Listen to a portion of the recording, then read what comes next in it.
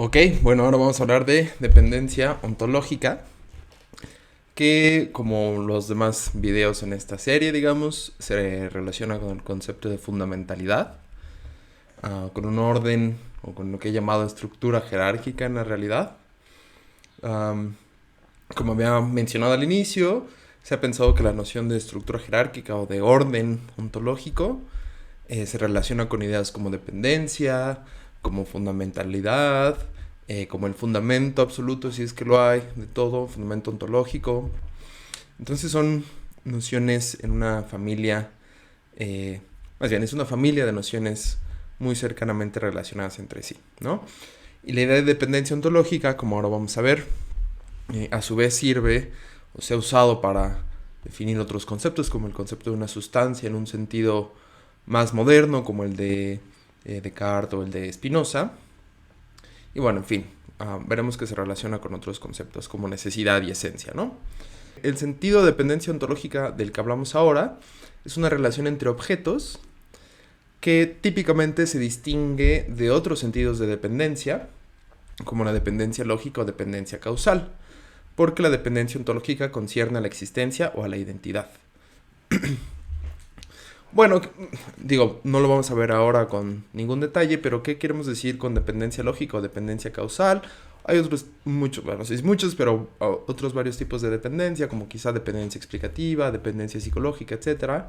La dependencia lógica regularmente quiere decir que eh, una cierta proposición o fórmula um, requiere de otra fórmula u otra proposición, por ejemplo, en términos de sus condiciones de verdad, o quizá inferencialmente, quizá implica las demás, de forma que, o sea, una tesis implica la otra, de forma que estas que implica, de forma que esta tesis dependería de estas, porque si estas no fueran verdaderas, esta tesis no podría serlo también, ¿no?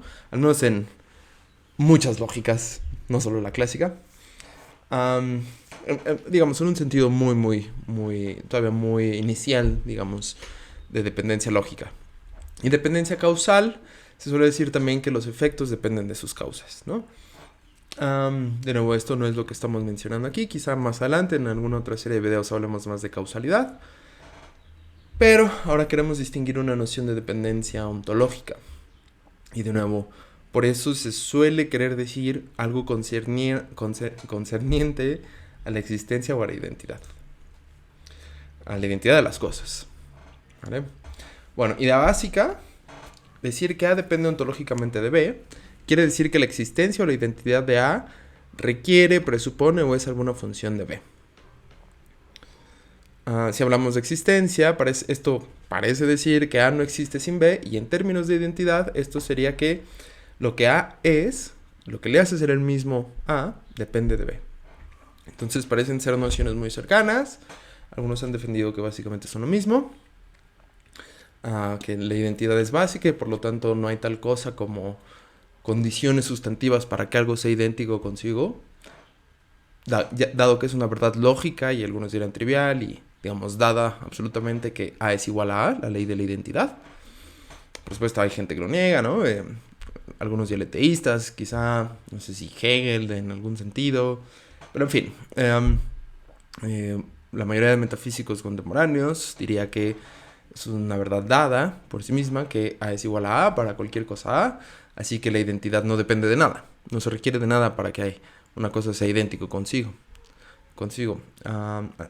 Pero quizá en algunos casos sí se requiere de otras cosas para que esa cosa exista. Entonces, la noción de existencia, perdón, de dependencia existencial tiene sentido, mientras que la noción de dependencia de la identidad no. Esto se ha cuestionado en la literatura, es un debate también alrededor, por ejemplo, de la noción de criterios de identidad. Pero bueno, por ahora no. Esto nos lleva a discusiones en la metafísica de la identidad que por ahora no vamos a hablar. En algún momento también futuro me gustaría hablar o hacer una serie sobre esto, la metafísica de la identidad. Uno de los conceptos con los que decíamos que estaba relacionada la noción de dependencia es la noción de modalidad, en particular de necesidad. Y de hecho esto nos lleva a un primer acercamiento a cómo entender o cómo analizar o definir el concepto de dependencia, que es mediante la noción de necesidad. Entonces, A depende de B siempre y cuando A no puede existir sin B.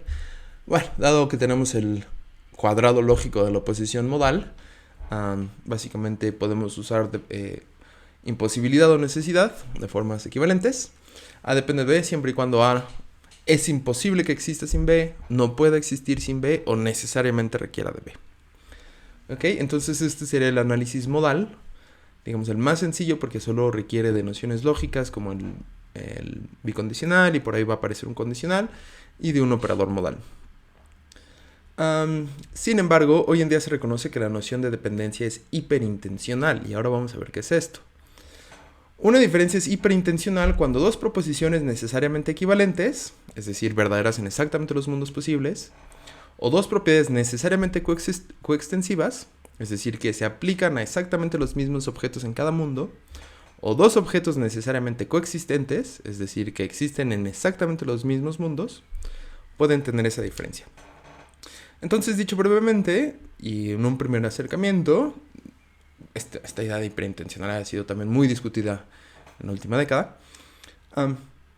Una diferencia hiperintencional es una diferencia más fina que lo que se puede entender mediante diferencias puramente modales. Donde las diferencias puramente modales, bajo el modelo típico y estándar de mundos posibles, son aquellas que de nuevo se pueden caracterizar con extensiones en mundos posibles. Entonces imagínense que este es el universo de mundos posibles, ¿no? Entonces cada uno de estos puntos es un mundo posible, ¿no? Y concibiéndolo de manera de teoría de conjuntos muy sencilla, nada controvertido hasta ahora, solo como un conjunto de puntos, que serán los mundos posibles. Y entonces ahora tenemos dos proposiciones. Imagínense que una proposición P es esta, y resulta que tenemos otra proposición que es verdadera en exactamente los mismos mundos posibles, o sea, quiero dibujar, pero exactamente los mismos mundos, que ahora sería Q. Proposiciones así son, por ejemplo, proposiciones como la expresada por la oración 2 más 2 es 4, y la expresada por la oración 5 más 2 es 7. Ambas proposiciones son verdaderas en exactamente los mismos mundos posibles, a saber, en todos. Bueno, este diagrama no representa a todos, pero esta es la idea. O por ejemplo, X es un animal cordado, X es un animal renado. Básicamente, verdaderas en exactamente los mismos mundos posibles. Y así, ¿no? O una proposición imposible es verdadera en exactamente los mismos mundos que cualquier otra proposición imposible. 2 más 2 es igual a 5. Es verdadera en exactamente los mismos mundos que A es diferente de a saber, en ninguno. ¿Ok? Pero aún así, muchos teóricos, por ejemplo, en filosofía del lenguaje, quieren decir que son distintas proposiciones. El mensaje, la información que yo estoy comunicando al decir 2 más 2 es igual a 5 es distinto al mensaje, la información, la proposición que yo estoy comunicando al decir A es distinto de A. Entonces, la mera extensión a través de los mundos no es suficiente para individuar proposiciones. Es una condición necesaria. Dos proposiciones que realmente sean la misma no pueden tener distintas condiciones de verdad. Pero no es suficiente. Ser verdaderos en los mismos mundos no implica ser la misma proposición. Esa es la idea. Algunos teóricos en filosofía del lenguaje han refutado esto, han rechazado esto e insisten en que no, en que las proposiciones solo son extensiones a través de mundos posibles. Pero bueno, es un debate. El punto es que esta es la noción de hiperintencionalidad en el sentido más básico. Diferencias que van más allá de lo que se puede entender intencionalmente con S. Donde intencionalidad con S es aquello que se puede entender mediante el lenguaje puramente de la modalidad y de la lógica clásica. ¿Ok? Bueno, entonces regresando a dependencia, la idea quizá la más común hoy en día es que la noción de dependencia ontológica es hiperintencional. No se reduce meramente a conceptos modales. Entonces, por ejemplo, A y B pueden ser necesariamente coexistentes y sin embargo A no depender de B, aunque el análisis tradicional así lo implicaría. Entonces, por ejemplo, si tenemos el número 2 y el número 4, bueno, quizá con números uno podrá suponer que hay cierta dependencia, dada una concepción de la aritmética, pero pensemos en otras cosas. Pensemos Pensemos en dos objetos matemáticos que intuitivamente no están relacionados entre sí. Por ejemplo, quizá am, una gráfica en un dominio de puntos y el conjunto vacío, ¿no? Suponiendo que son objetos que no se construyen uno del otro, am, y suponiendo, dada la suposición estándar de que los objetos matemáticos existen necesariamente, ambos objetos existen en exactamente los mismos mundos. Según la definición modal, uno depende del otro siempre y cuando no pueda existir sin el otro, es decir, no haya mundos en los que exista uno pero no el otro. Estos dos objetos satisfacen esa definición, no hay mundos en que exista el conjunto vacío sin la gráfica en el conjunto de puntos. ¿Por qué? Porque existen en todos los mundos, ¿no? Así que se seguiría que el conjunto depende de la gráfica, pero intuitivamente uno querría decir que no dependen, que no, el conjunto vacío no requiere para existir, ni para su identidad, ni en un sentido, ni ningún sentido ontológico distinto, no depende de la gráfica. Así que esta definición intencional o modal ya no es favorecida hoy en día. Bueno, entonces, ¿qué podemos hacer? La concepción más común hoy, más favorecida hoy en día, bueno, no sé si la más favorecida, pero al menos una muy importante, probablemente sí la más favorecida, es en términos de esencia. En términos de la metafísica esencialista que Kit Fine, junto con otros, pero el más importante probablemente fue Fine, en los 90s, particularmente en esta conferencia en 1994, que traduje, por cierto, la traduje precisamente porque es muy importante, así que aquí le hago publicidad.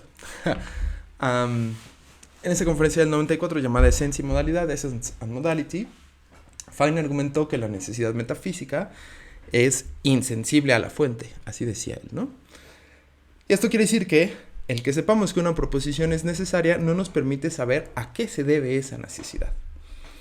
Entonces, la necesidad tiene que ver con, digamos, la fuerza de la verdad en este caso. Fuerza en un sentido muy metafórico. Simplemente quiero decir en cuántos mundos es verdadera esa proposición. Si tomamos la concepción como muy estándar de modalidad, como en términos de mundos posibles, la concepción de Kripke, Hintikka, Marcus y los demás, de esto de tomar a los operadores de modalidad como cuantificadores sobre mundos, la necesidad solo nos dice en cuántos mundos es verdadera una proposición, a saber, en todos los mundos posibles. La imposibilidad nos dice también, a saber, en ningún mundo posible. Y la posibilidad nos dice en algún mundo posible. Y la posibilidad negativa, posible que no, nos dice en algún mundo posible no es verdadero. Bueno, pero no nos dice cuál es la fuente, dice Fine, de esa necesidad. Él piensa que se requiere una noción más fina. A diferencia de la necesidad, la esencia sí es sensible a la fuente. Entonces una verdad sobre la esencia de X se debe a o tiene como fuente la esencia, identidad, naturaleza o ser de X.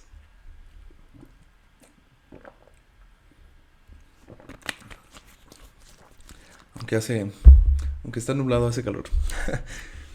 Bueno, entonces según Fine requerimos, además de la noción de necesidad, una noción más fina que es la noción de esencia, que nos dice no solo en cuántos mundos es verdadera la proposición, sino a qué se debe la verdad de esa proposición. Entonces, si Sócrates es esencialmente humano, la verdad de Sócrates es humano tiene su fuente en la identidad de Sócrates, en la naturaleza de Sócrates. Es verdadera en virtud de la naturaleza de Sócrates, dice Fine.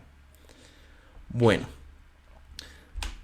Fine retoma el concepto de definición real de la tradición metafísica, particularmente la tradición aristotélica. Por supuesto, no solo los aristotélicos hablaron de definición real, también gente como Locke, por ejemplo.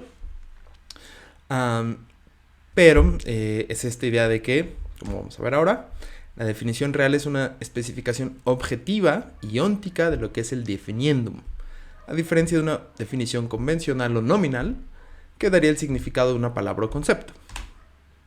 Por ejemplo, la definición de soltero es esta, un hombre que no está casado. Esta es una definición nominal que nos da la definición del término. Según varios metafísicos, como Fine, podemos también definir objetos o entidades. Por ejemplo, el conjunto unitario de Sócrates se define como el conjunto unitario de Sócrates. Bueno, ese conjunto, esta definición real nos da la definición del objeto, no de la palabra, de acuerdo con Fine. Es decir, no está dándonos la definición de este término, ¿no? De este nombre, digamos, conjunto unitario de Sócrates, sino de aquello lo que denota ese nombre, de ese objeto, del objeto conjunto que solamente tiene a Sócrates como elemento. Entonces esa definición nos da la definición del objeto. Entonces, según Fine y esta tradición de la que él, digamos, toma esta idea, esencia es simplemente la definición de algo, ¿no? Claro, con Aristóteles hablamos no solo de definición, sino de un tipo de explicación y tal. Esto lo desarrolla, por ejemplo, otros aristotélicos como Catherine Kozlicki, perdón. Pero el punto es que también tenemos definiciones de objetos, no solamente de términos o conceptos, de acuerdo con esta tradición aristotélica. A mí, de hecho, personalmente me parece un concepto rescatable, la idea de esencia. Me parece bastante razonable decir que al menos algunos objetos tienen una definición. Por ejemplo, el caso de los conjuntos me parece muy claro. Y que hablamos no de las palabras, ni de los objetos, ni de los nombres, ni de los conceptos, sino de los objetos mismos. Si es que hay tales cosas como conjuntos, me parece muy claro que se pueden definir. Y llamarle esa definición esencia me parece correcto, claro, no veo ningún problema. Hay estas dudas de que los objetos concretos se puedan definir. Por ejemplo, Joseph Almog tiene este artículo llamado, ahora no recuerdo el nombre, pero es de los 90 también, o de los 2000, quizá 99, 2000, quiero pensar. Algo sobre naturaleza se llama, publicado en Journal of Philosophy. Donde él, y esta idea no es nueva, Nietzsche tiene esta cita famosa donde dice: aquello que tiene historia no se puede definir. Y Almog desarrolla esta idea. Él piensa que la idea de esencia estaba fue formada en una tradición muy influida por las matemáticas. Él piensa, por ejemplo, en Spinoza y en Descartes, que al final eran también matemáticos, geómetras en particular, por ejemplo, ¿no? Descartes, un geómetra, por supuesto, los más importantes de la historia, y Spinoza, bueno, escribió una ética según el orden geométrico, ¿no? Él piensa que esa definición de esencia como definición viene de las matemáticas y que no es legítimamente aplicable a objetos concretos precisamente porque tienen una historia. Quizá estén pensando en algo como la dependencia de camino, lo que se hablaría hoy, pero bueno, en fin, no sé. Y Almog piensa que no es legítimo hablar de naturalezas de objetos concretos. Yo soy todavía agnóstico sobre esto. No sé si Sócrates, por ejemplo, la persona en sí misma tenga una definición. El conjunto me parece claro que sí, pero bueno, no sé. Bueno, ya con el concepto de esencia podemos definir el concepto de dependencia ontológica. Bueno, con el concepto de esencia entendida como definición real. La idea es esta: si A aparece en la definición real de B, entonces B depende de A, depende ontológicamente de A. Entonces la analogía que señala Fine es esta, ¿no? La noción de un objeto dependiendo de otro es, por tanto, la contraparte real de la noción nominal de que un término sea definible en términos de otro término. Entendemos un término definido, es decir, lo que significa, a través de los términos por los que se define. De manera similar, entendemos qué es un objeto definido a través de los objetos de los que depende. Bueno, entonces, como vemos, la idea es aquello de lo que depende algo es aquello que aparece en su definición real, es decir, que es parte de su naturaleza.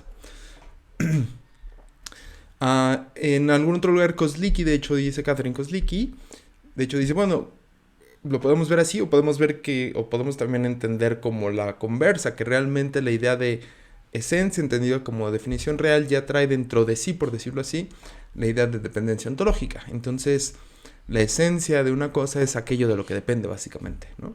Entonces, como que son tres ideas muy cercanamente relacionadas en este marco teórico finiano aristotélico de esencia, definición real y dependencia ontológica. Como que podríamos decirlo así, son como tres caras de la misma moneda. Ya sé que se dice dos caras de la misma moneda, pero en este caso serían tres, ¿no? De esencia, definición real y dependencia ontológica. Ahora bien, esta no es ya hablamos sobre esencia en algún video muy anterior, no es la única manera de entender la noción de esencia. La noción tradicional, al menos en la filosofía analítica, la definía en términos puramente de lógica modal. Pero recientemente, digamos en los últimos 5 años, ha habido avances en esta idea y de hecho, bueno, un poco más de 5 años, quizás 7 años, ha habido otros filósofos que retoman la idea de que esencia más que definición real tiene que ver con identidad. Entonces, de esto hablaremos después. En algún momento también otro de los proyectos es hablar de metafísica de alto nivel. Y entonces, cuando se habla de un predicado de identidad generalizada, estudiado por gente como Agustín Rayo, Qian Dor, y particularmente Skiles y Correia tienen un artículo, un par de artículos, pero sobre todo un artículo en Philosophy and Phenomenological Research del 2019, donde proponen definir esencia en términos de esta noción generalizada de identidad. Algo que ya habían propuesto Rayo en su libro The Construction of Logical Space. Hay una versión en español que no es la misma, es como una versión resumida y un poco más trabajada. Bueno, escrita un par de años después, llamada La construcción del espacio de posibilidades, de Agustín Rayo. Digamos, son las mismas ideas, pero versiones un poco distintas. Y ahí también Rayo propone decir que la esencia, por ejemplo, decir que A es esencialmente X significa decir que A es idéntico, en esta noción generalizada de identidad, a algo que es F, por ejemplo. Algo que es F, eso sería decir que parte de la esencia de A es ser F, ¿no? Y es una idea que, de nuevo, también está en Qian Dor, en este artículo muy famoso y muy largo llamado To be F is to be G, ser F es ser G, donde trata con la lógica de esta noción generalizada de identidad, de alto nivel, que también se extiende a la jerarquía de tipos.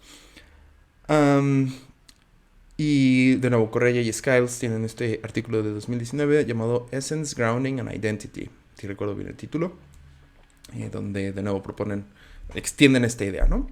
Y también a su vez definen grounding o fundamentalidad, de lo cual hablaremos en un video más adelante, en términos también de esta noción generalizada de identidad.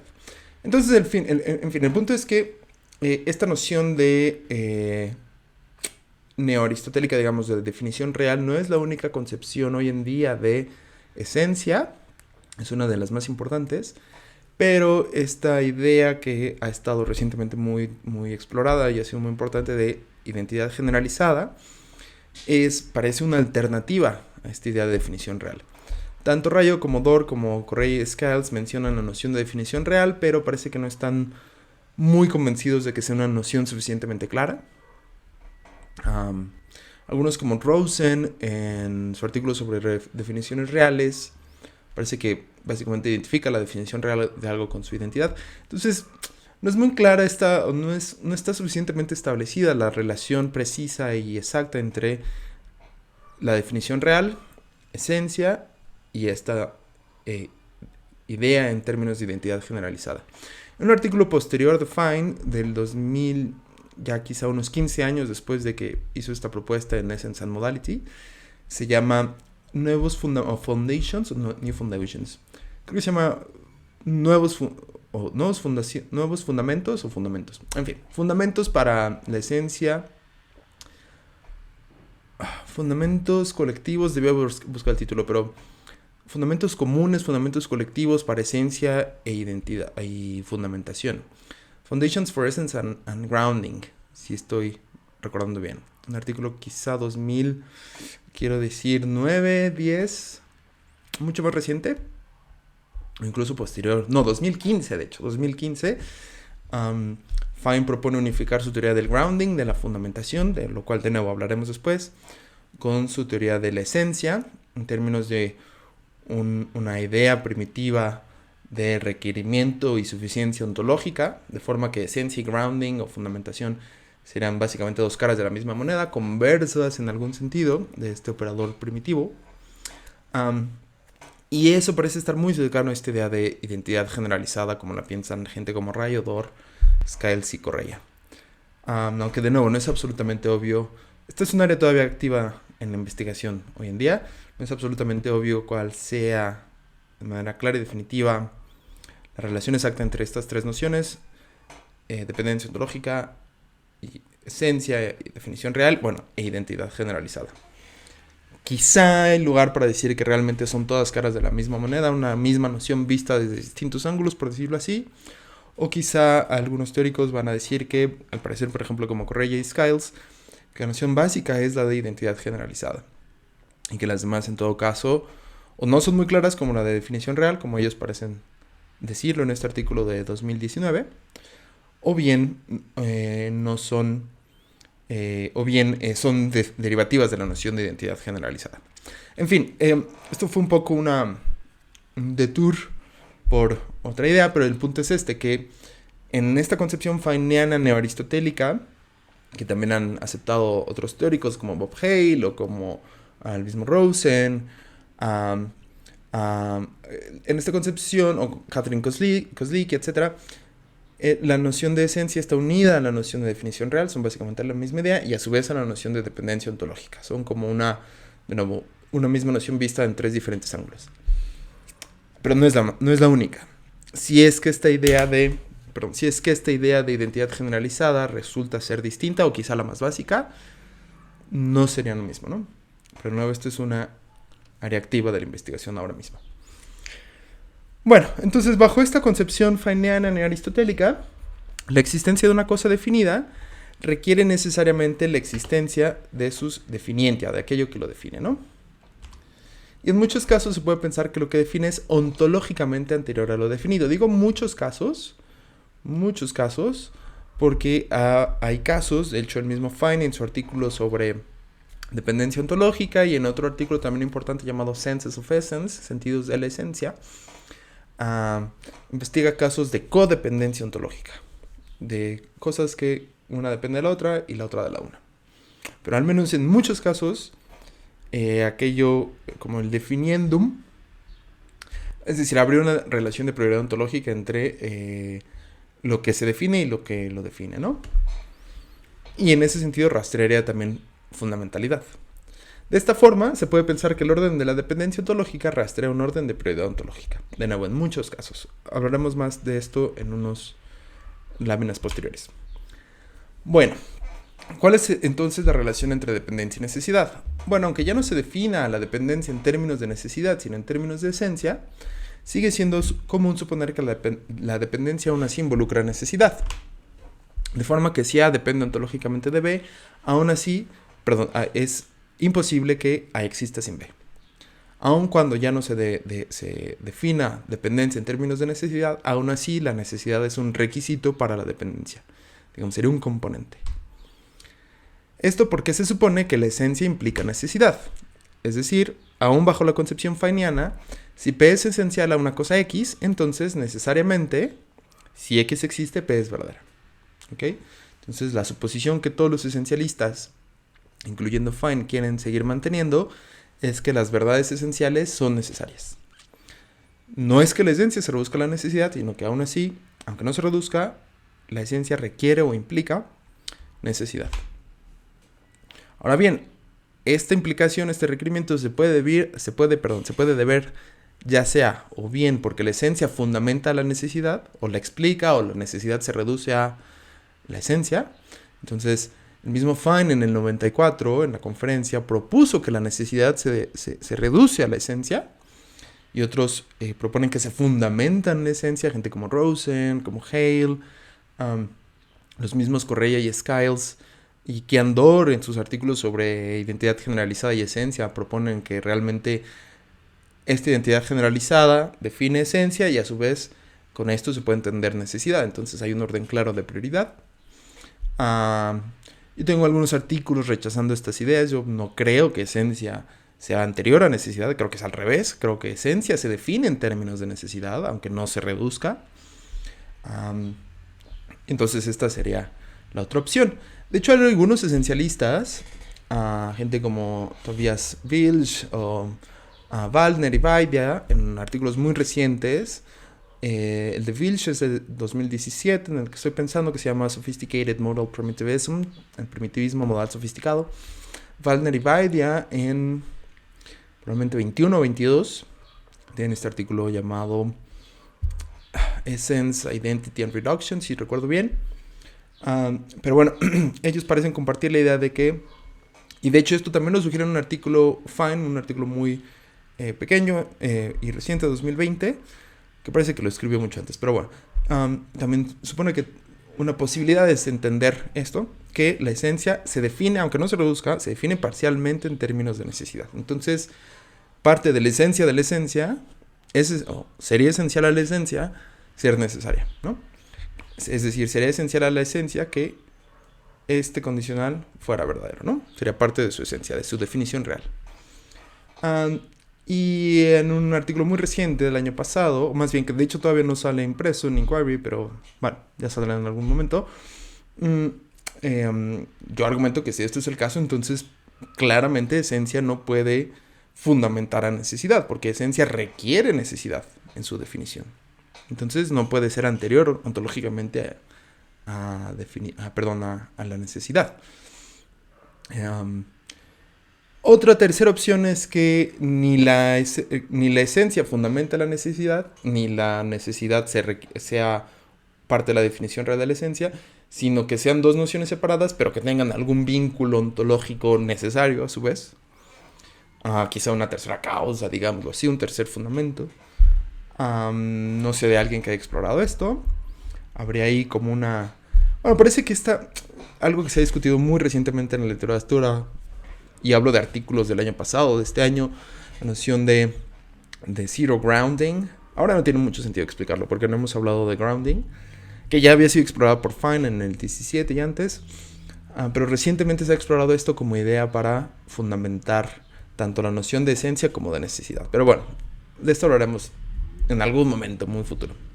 En fin, el punto es, en la literatura se han discutido ambas ideas. Esencia fundamenta necesidad, o esencia se define parcialmente en términos de necesidad, aun cuando ya hayamos rechazado que esencia se reduce a necesidad. Sea cual sea de las dos, es muy aceptado en la literatura que las verdades esenciales, si hay tales cosas, son necesarias. En este sentido, si la cosa a lo que es esencial existe, la verdad esencial es verdad. Necesariamente. Si la cosa existe, la verdad, la proposición, parte de su esencia en cuestión, es verdad. ¿Vale? Entonces, aún así se sigue manteniendo el vínculo entre dependencia y necesidad. Bueno, ya que tenemos esta noción de dependencia, podemos distinguir tipos de ella. Por ejemplo, rígida de existencia, genérica de existencia y de identidad, ¿no? Entonces vamos a ir una por una. Esto ya son detalles un poco más escolásticos, pero bueno, puede ser interesante para alguien que quiera como un poco sumergirse más en la literatura, hacer estas distinciones, y aparte, digamos, como un poco como herramientas conceptuales pueden ayudar. Entonces, la dependencia rígida de existencia se da cuando una identidad depende de otras específicamente. Entonces, por ejemplo, el estado de cosas de mí, de yo estando sentado, ¿no? Este estado de cosas es entidad nueva que no soy yo, sino el estado de cosas de yo estando sentado, depende específicamente de mí, ¿no? O sea, no es el estado de alguien más, sino es el estado de mí estando sentado. Siendo así, ese estado depende específicamente de una entidad específica. Y esa es la noción de dependencia rígida. Dependencia genérica es cuando una cosa depende de otras, pero no específicamente de ellas, sino más bien depende de que se dé ciertas condiciones. Por ejemplo, de que haya cosas que son F. Por ejemplo, el estatus de ser padre depende de que tengas hijos, pero no de hijos específicos. Entonces, el hecho de que Sócrates sea o no un padre no depende de que tenga tal persona específica como hijo o no, sino de que tenga algún hijo o muchos hijos, pero con que tenga al menos uno. Entonces, el estatus de Sócrates de ser un padre depende genéricamente de sus hijos, no de ninguno en específico, sino de que haya al menos uno. Y finalmente, dependencia de identidad, cuando lo que diferencia una entidad de otra depende de otra cosa. Entonces, un ejemplo muy sencillo, si tenemos dos conjuntos, uno que solo contiene al 1 y al 2, y otro que solo contiene al 1 y al 3. La diferencia entre esos dos conjuntos está, por supuesto, en la diferencia entre el 3 y el 2. Siendo así, A depende para su identidad de 2, también obviamente de 1, pero como para subrayar este contraste, puse este ejemplo. Así que A dependería para su identidad del número 2. ¿Okay? Por supuesto, también dependería de su existencia. Y de hecho dependería rígidamente de su existencia. Porque los conjuntos se individúan en términos de sus elementos. Entonces, casos como estos son motivantes para lo que mencionaba antes de algunos filósofos piensan que las condiciones de identidad y de existencia son la misma, básicamente. Son las mismas. Así que bueno, debatible, pero algunos ven una diferencia aquí. Bueno, finalmente otros tipos de dependencias. Katherine Kozlicki, por ejemplo, distingue entre constitutiva y de características. Se sigue manteniendo la idea de que A depende de B si B aparece en la definición real de A. En la constitutiva, A es una cosa compleja y B es un constituyente de A. Entonces, ejemplos de estos serían casos como los miembros de un conjunto, de forma que el conjunto dependería constitutivamente de sus elementos, o los átomos de una molécula. Quizá, ¿no? Podríamos pensar que las moléculas dependen ontológicamente de sus átomos, ya sea de forma genérica o rígida, pero bien, esto nos daría más clasificaciones, pero la idea general es esta idea de dependencia constitutiva. En la dependencia de características, en inglés Kozlicki le llama feature dependence. A es una característica que está presente en B, que será el portador o el anfitrión. Y al hacer abstracción de ciertas características del anfitrión, llegamos a la característica en cuestión. Entonces, por ejemplo, los tropos, los agujeros y los límites son características de sus portadores y dependen de ellos. Entonces, los tropos, en este sentido que ya hemos revisado antes en algún video sobre propiedades, donde se piensa que son características únicas de cada entidad particular. Entonces serían particulares abstractos, o al menos particulares, que son características que no son universales, pues. Si pensamos en una dona, por ejemplo, una dona de pan, un donut, el agujero en cuestión es una característica de la dona, y si lo pensamos con una entidad separada, surge al abstraer un aspecto de la dona. ¿Okay? Entonces, estos son casos de dependencia de características. Como vemos, intuitivamente podemos entender, me parece muy claramente, que hay una diferencia conceptual, no sé qué tan interesante, pero una diferencia conceptual bastante clara, me parece, entre cuando una cosa es un complejo constituido por otros y depende de ellos, y cuando una cosa tiene ciertas características y estas características realmente son abstracciones del portador o anfitrión. ¿Vale? Y en ambos casos tenemos dependencia, pero dice Kozlicki, podemos distinguir estos. En fin, podemos hacer más distinciones. Senses of Essence, en sentidos de esencia, del 97, Fine, tiene varias distinciones sobre esencia. La cosa se pone bastante escolástica muy rápidamente. Hay muchas distinciones muy finas, que es decir, algunas o muchas de ellas hacen sentido, ¿no? Conceptualmente. Por ejemplo, las distinciones entre esencia inmediata, esencia constitutiva, esencia mediata, esencia... Ahora, es que una diferencia es entre mediata e inmediata, y otra esencia es entre constitutiva y consecuencial. Aquello que es esencial como consecuencia lógica de tu esencia inmediata, de tu esencia constitutiva. Entonces, por ejemplo, dado que yo soy un ser humano esencialmente, supongamos, se sigue que es parte de mi esencia consecuencial, bueno, consecuencias lógicas de mi ser humano, ¿no? Digamos. Entonces hace este tipo de diferencias, y se podrían hacer diferencias correlativas en la noción de dependencia ontológica. No las vamos a ver porque, de nuevo, la cosa se pone muy escolástica, y realmente estas diferencias son de interés ya para alguien demasiado sumergido en la literatura neoaristotélica, de la metafísica neoaristotélica. Pueden ser herramientas conceptuales útiles, pero por ahora, para introducirnos con esto, es suficiente. Lo que sí es importante notar es que dependencia y otros conceptos metafísicos suelen estar muy relacionados cercanamente, como vimos con la esencia y necesidad en la discusión anterior, pero también como sustancia, como mencioné o como anticipé antes. Por ejemplo, una sustancia será una entidad cuya existencia no depende ontológicamente de otra, ¿no? Al menos una sustancia en el sentido aristotélico, en el sentido cartesiano, espinociano, moderno. No es claro que sea exactamente el mismo sentido de sustancia de Aristóteles, Más bien, es uno de los sentidos de sustancia de Aristóteles, quizá. Pero el sentido de sustancia de Aristóteles mismo es mucho más, no sé si mucho, pero más complejo. ¿Ok? Bueno, al menos en el sentido de las categorías y los primeros analíticos, etcétera, es más complejo la noción de sustancia. Pero en este sentido, un poco más sencillo, podemos entender la noción de sustancia en términos de la dependencia ontológica. Y como mencioné también, con la idea, también la dependencia se relaciona con la idea de fundamentalidad. Por eso la estamos revisando en esta serie de videos. Al menos en este sentido. Si A depende de B, B no es menos fundamental que A. Es decir, pasaría esta cosa. Si A depende de B, entonces B no puede ser a su vez menos fundamental, por decirlo así, que A, ¿no? Ahora bien, nos gustaría decir, y de hecho en la mayoría de los casos sucede, que B de hecho es más fundamental que A. Es decir, que el orden de dependencia ontológica rastrea exactamente el orden de fundamentalidad. Este es el orden de dependencia y a su vez B es más fundamental, bueno, esto parece X, es más fundamental que A. Entonces A depende de B y A depende de B y B es más fundamental que A. Esto sucede en muchos casos, pero como mencioné, algunos teóricos aceptan casos de dependencia ontológica simétrica, en donde X depende de Y depende de X.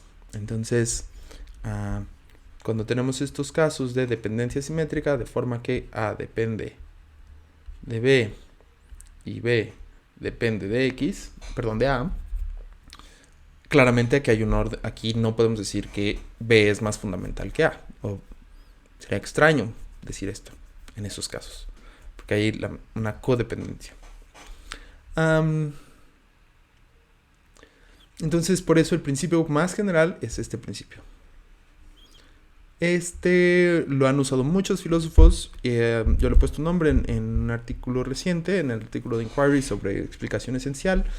También un artículo reciente sobre lo que llamo relacionalismo sobre la modalidad, y en uno que todavía estoy escribiendo sobre fundamentación.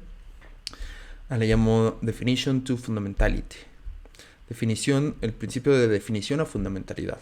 Si algo depende de otra cosa, esa otra cosa no es menos fundamental que aquello de lo que depende, ¿no? Más bien que aquello... En fin, ¿vale? Entonces hay un cierto vínculo entre dependencia y fundamentalidad, pero dado estos casos de dependencia simétrica que muchos filósofos quieren aceptar, incluso gente como Fine, el aparejamiento no es exacto. No tiene sentido decir que algo es más fundamental que otra cosa, que a su vez es más fundamental. O sea, la fundamentalidad no debería funcionar así.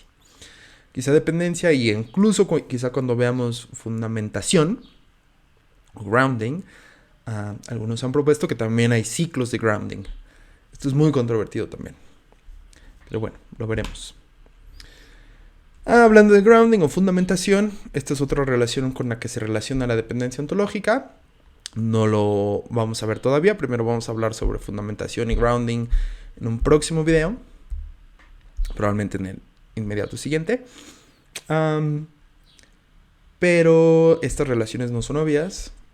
Como decía, algunos quieren pensar que fundamentación y ciertos tipos de fundamentación y ciertos tipos de dependencia ontológica son básicamente conversos, como dos caras de la misma moneda. Algunos lo rechazan.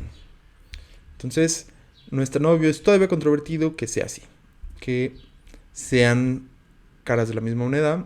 Al menos lo que es claro, como lo veremos de nuevo en la próxima, lo que es claro es que no en todos los casos. Y lo que es menos evidente es en qué casos. Parece que en algunos casos sí se pueden pensar como conversos unos del otro, ¿no? Que sí, es decir, que si A depende de B, esto significa a su vez que B fundamenta a A. Es el fundamento, el ground de A. Esto muchos han querido defender que es el caso en al menos ciertos tipos de fundamentación y dependencia. A mí me parece que lo podría ser. Y como a mí me parece que la dependencia ontológica entendida así en términos, por ejemplo, esencialistas es una noción bastante clara y no me parece controvertido aceptarla, aceptaré esas nociones de fundamentación, como el converso de esta noción de dependencia ontológica. Como veremos después, no me parece claro que haya otros tipos de dependencia ontológica que muchos teóricos del grounding han querido defender y proponer recientemente, ¿no? Ha habido un furor en la literatura sobre grounding y a mí me parece un poco exagerado en algunos casos. Pero bueno, esto es una opinión muy controvertida. Muchos dirán que no lo es. Pero bueno, así que no tomen mi palabra como algo dado. Nunca. Bueno, ya para cerrar este tema, queda preguntarnos sobre la corrección de esta concepción de dependencia ontológica en términos esencialistas. Si es realmente toda dependencia esencial, como dice el título de esta lámina. Es decir, creo que podemos pensar, y esto hay que revisar si ha sido explorado en la literatura, probablemente Kozlicki tenga algo sobre ello. Creo que podemos pensar en casos en que la dependencia ontológica puede ser un poco más floja, o menos estricta, o menos cercana, digamos, que lo que requiere una conexión esencial, ¿no? Como sería en la concepción, digamos, ahora estándar. Por ejemplo, si tenemos en cuenta casos de realización múltiple. Entonces, si tenemos una propiedad funcional f, que se puede realizar en distintas bases, la ejemplificación de f depende de las bases, pero ninguna de ellas entra en la esencia de esa propiedad f. Entonces, ¿qué es una propiedad funcional?